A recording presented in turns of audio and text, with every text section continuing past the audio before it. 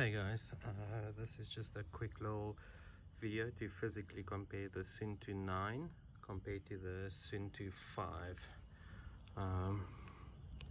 So yeah, you see both watches. Suunto 9 has got quite a bit bigger screen. This is the Suunto 9 barrow with the titanium bezel, so you'll see bezel at the bottom looks a bit different, and on the sides compared to the normal Suunto 9s. This is the Suunto 9 burgundy copper, and you can see this has got more of the standard bezel that they all come with. So first off, screen's bigger. Suunto 9 also has got a Suunto 7 style strap. Suunto 9 has got a 24mm strap. Suunto 7 has got a 22mm strap.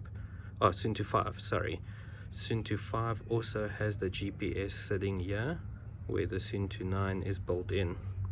On the sides you can see Suunto 9 is a bit thicker than the Suunto 5, and then if we turn them around, sensors also look a little bit different. I'm not sure which sensors they are, if they're the same or not. And then you'll also see Suunto 5 has got the curvature of the strap, can't bend open, it's just like that, where the Suunto 9 the straps can bend all the way. These are aftermarket straps, but the standard strap is pretty much the same as this. I just enjoy the bright colors. And then you'll also see screens are pretty much the same, functionality is pretty much the same, but I'll go into depth there with a later video.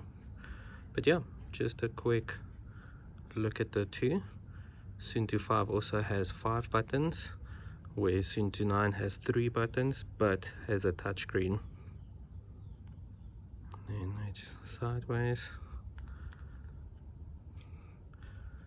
back, other side, and then front. If you'd like to see more videos about the two watches, just let me know.